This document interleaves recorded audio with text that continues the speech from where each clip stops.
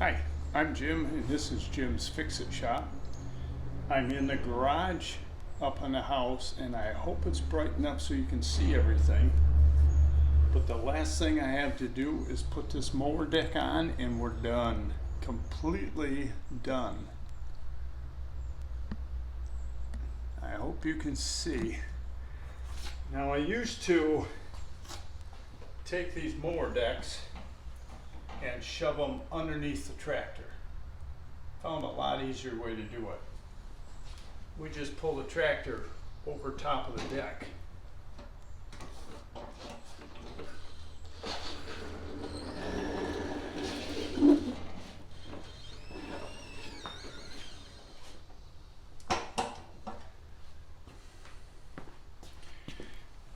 Now if we can get the bar in, and if you noticed, I did weld the bar all up and turned it down on the lathe so it's original size again.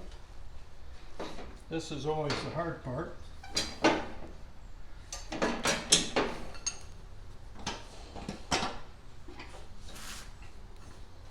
And I know I'm going to be in your way.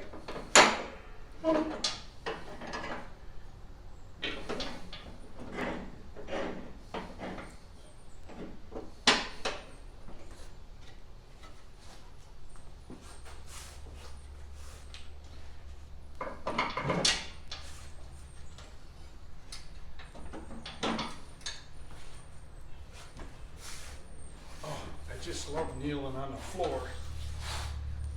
Now, this last side, usually the hardest to get in.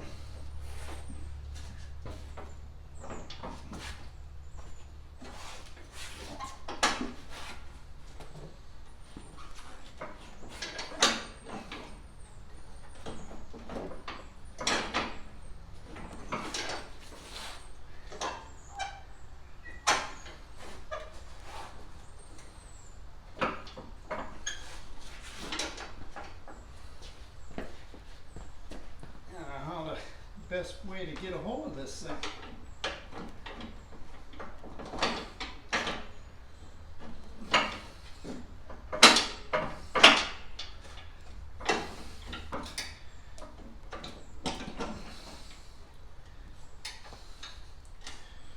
Well, I got a stick here. Sometimes I use this. It's an old leg off a table.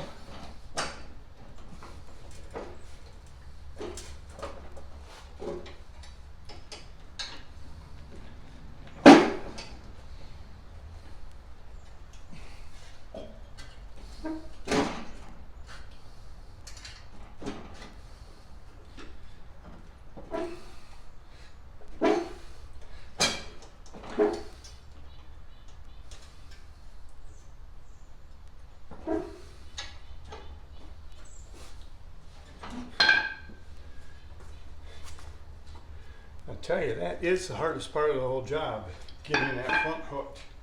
These decks are so heavy.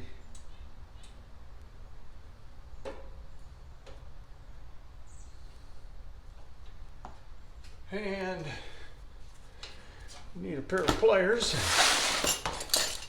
to snap that C-clip on. There, the front's done. Now we'll hook the chains on the back.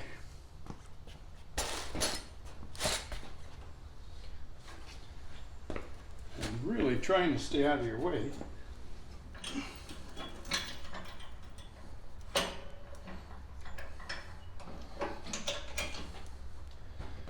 And the washer and the hairpin. Same on this side.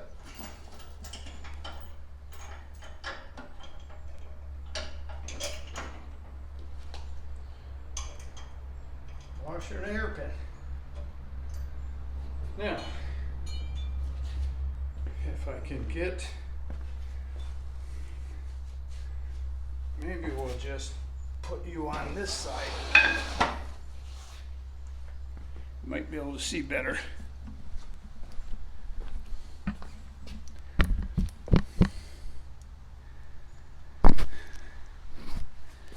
We got new idler pulleys because both of the old ones were shot. And they're different sizes. Get this belt down in here.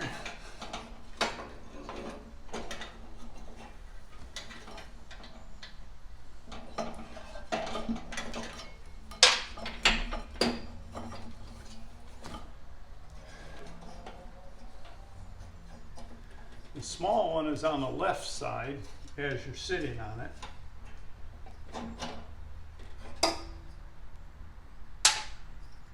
And both of them have a boss sticking down.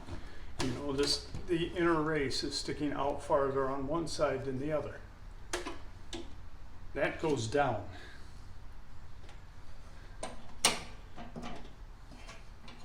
Get the belt in there.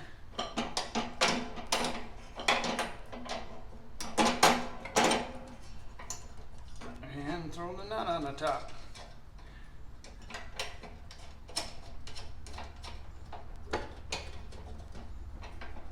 Now you need a 9/16 wrench and socket to put these on with. They're laying here somewhere.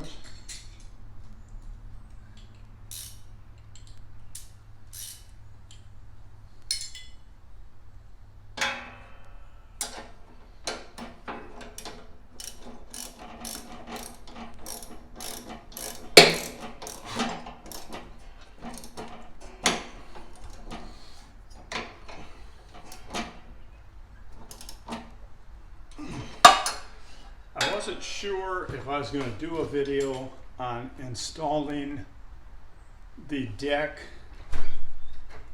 as it's pretty simple,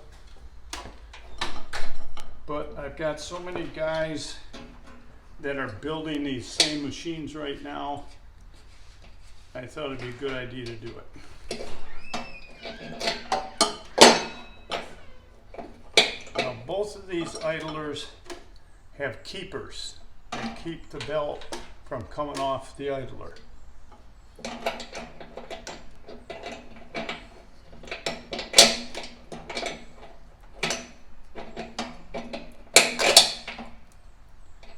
You just got to make sure you get that in the right position, otherwise the idler pulley is going to be sitting there on an angle.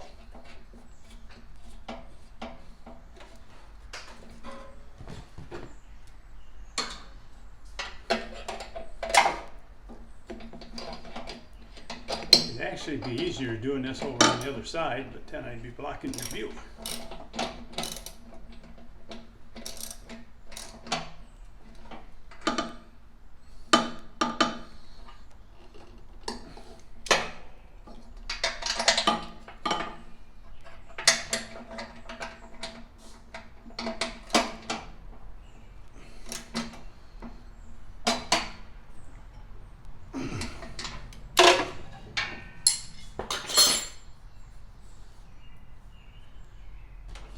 Now, all that's left is the switch wires. I found in the past I used to always take the switch off of the bracket, but it's a lot easier just to take the wires off the switch, especially when you're trying to feed the wires underneath this cross member.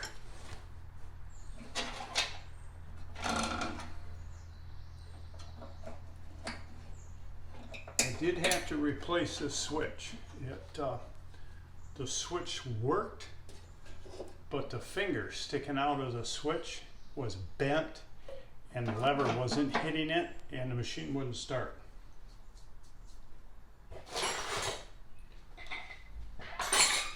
Now the covers.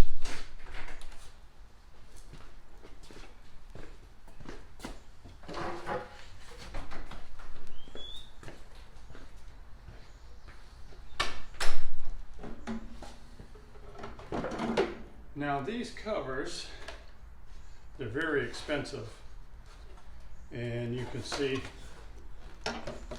a hole right here in this one, and this is all cut from the belt, And this one here, let's see.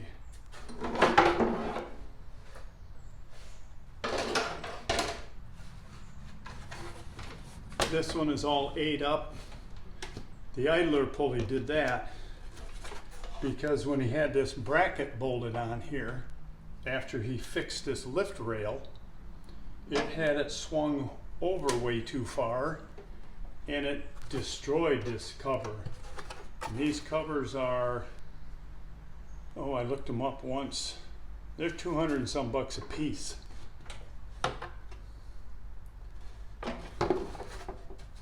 So you want to be careful with them. They do still sell them. They're not obsolete, but they are very expensive.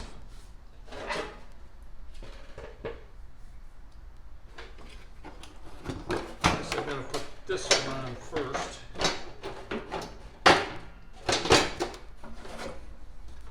And then this one.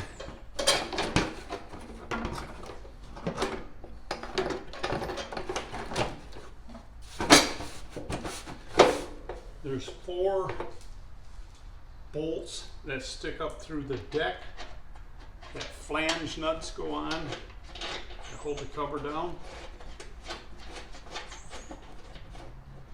And then take a 9/16 wrench.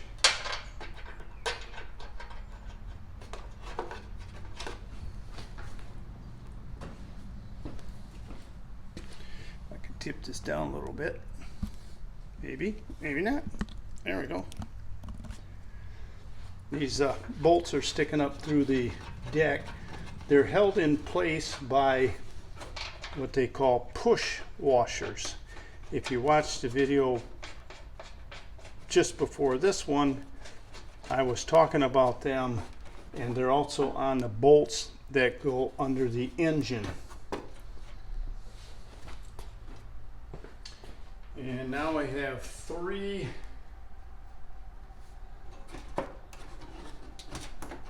1/4-20 screws that hold the 2 plastic pieces together.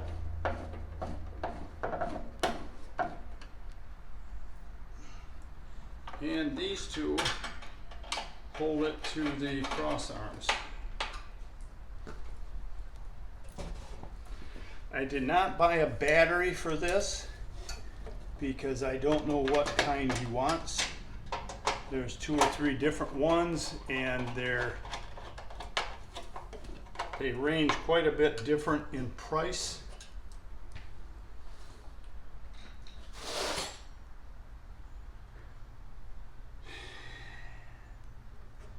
And that's just about it.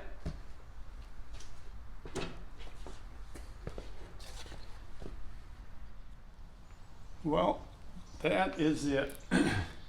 I hope you've watched this entire series on this 42-inch machine.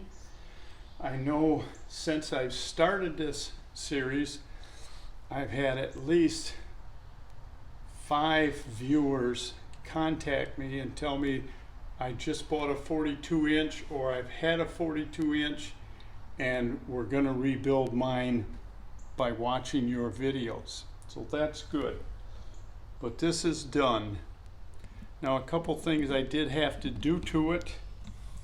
The original shut-off gas valve that was on here was a steel one, which I liked better than this plastic thing, but it didn't work. It leaked gas past it, and I didn't want to have a problem with gas leaking into the cylinder or in the oil.